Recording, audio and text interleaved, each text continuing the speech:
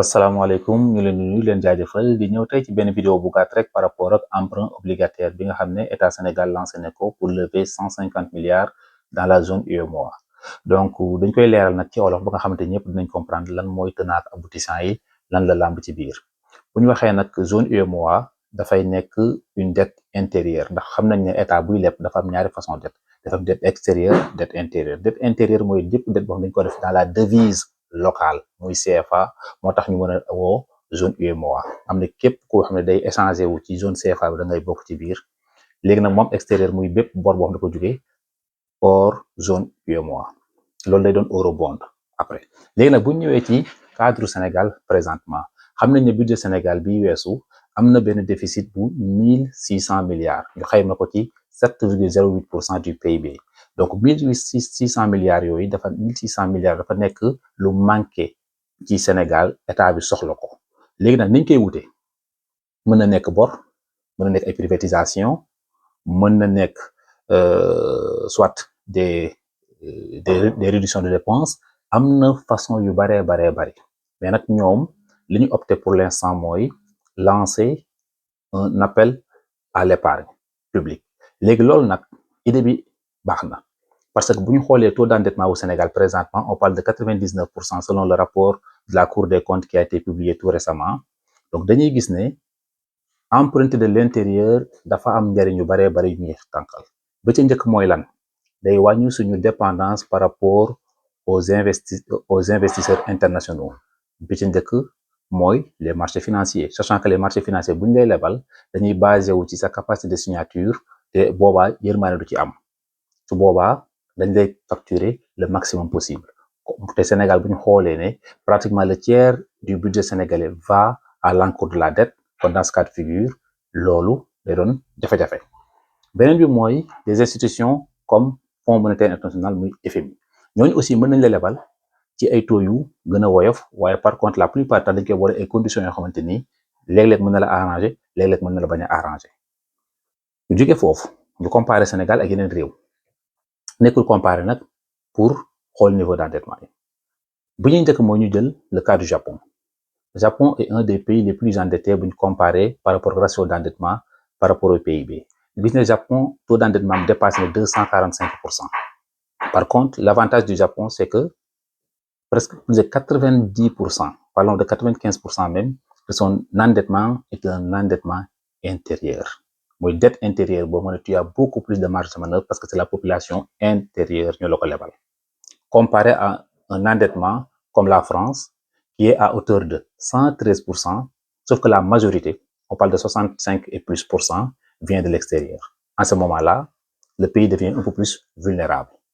États-Unis aussi, dans les mêmes perspectives, ils sont à 126%, parce que États-Unis dafa am benn cas particulier mooy moom le fait que dollar nekk une monnaie mondiale daf koy aider dans la mesure où même bu fekkee dafa def ay impression de billets il y a un amortissement qui se fait à travers le monde parce que le dollar étant une monnaie extrêmement demandée et utilisée au niveau de l'échange international d'ailleurs sax loolu moo waral ay jaxasoo am ci diggante États-Unis ak BRICS yi ci dédollarisation bi ñu entamé woon waaye loolu tam beneen débat lay nekk ñu ñëwaat tey ci taux d'emprunt bu Sénégal wala appel à l'emprunt bu Sénégal livre bii nii de situation économique et sociale du Sénégal défis identifiés et pistes de solution suñu demee ci page 147 maa ngi siy wax ma ne le marché obligataire est une source de financement importante pour les gouvernements qui cherchent à financer des projets à long terme tels que les infrastructures ma waxaat ma ne comparé aux actions les obligations sont considérées comme étant des investissements moins risqués car elles offrent des paiements réguliers. Toutefois, elles ne sont pas exemptes de risques, notamment ceux liés aux fluctuations du marché, à l'inflation et à la capacité de l'émetteur à rembourser ses dettes. Donc dañuy taxaw foofu ci inflation xam nga Sénégal dañoo lancé ñu joxe ay durée ñu joxe par exemple 3 ans à 6% avec objectif de 20 milliards 5 ans 6,60% avec objectif de 70 milliards 7 ans 6,75 objectif de 40 milliards et in fine 10 ans avec 6,95 avec objectif de 20 milliards obligation nag en matière financière dañuy jàpp ne moom moo ëpp sécurité c'est moins risqué. Par contre, le rendement espéré est plus bas aussi, comparé aux actions qui sont risquées avec des rendements espérés plus élevés, parce qu'il y a toujours le couple ou la relation risque-rendement en matière de finance. Léegi nag li ñu war a xool mooy ku mel ne cas au Sénégal tey le plan est vraiment très bien. L'idée, donc mentalité bi nekk derrière, de sorte à ce que ñu favoriser la dette intérieure comparée à la dette extérieure. Loolu, ça va donner beaucoup plus de marge de manœuvre à l'État sénégalais. Par contre, tout n'est pas forcément rose. Pourquoi? Parce que si nous sommes dans une situation où nous limiter les dettes, c'est encore meilleur. Mais dans une situation ça permet de donner encore des trésoreries à l'État, de sorte à ce que l'État puisse fonctionner. Si nous avons ñu ñëw ci épargnant bi dafa am ñaari points yu waroon leeral nag mooy est-ce que taux d'intérêt ñu wax nii c'est fixe à terme ou bien c'est le taux d'intérêt annuel loolu waroon nañ ko leeral ci papier bi déglu naa programme bi nag malheureusement dégguma ko ci sûrement si dans la documentation dina si nekk beneen affaire bi tam mooy est-ce que l'intérêt est composé ou un intérêt simple loolu c'est deux informations qui sont capitales pour un investisseur. De ce que j'ai compris, c'est un intérêt à terme. L'autre inconvénient qu'on ferait face, c'est de sorte que l'inflation ou le taux d'inflation va dépasser ou le taux d'intérêt. Pourquoi? Parce que si tu veux investir sur le marché, double fa ben montant, le revenu bi nga ciy jëlee gën a ndaw inflation, ça veut dire que yow li nga dencoon ba nga ñëwee à la fin dafa perte valeur. Moo tax inflation bi il faut ñu trouver un moyen bu ñu ko mënta maîtriser itam ñu wàññi ko au plus bas niveau possible. suñ jógee foofu gis nañ ne valeur nominale bi 10 000 francs la, ça veut dire que c'est une bonne pratique parce que ça permet ñu mën a favoriser les petits épargnants. Ça veut dire que n'importe qui bu am 10 000 francs et plus mën nga souscrire ci projet bi. En même temps aussi peut-être fibre patriotique moo ciy guidé ñenn ñi ñu mën ci engagé wu.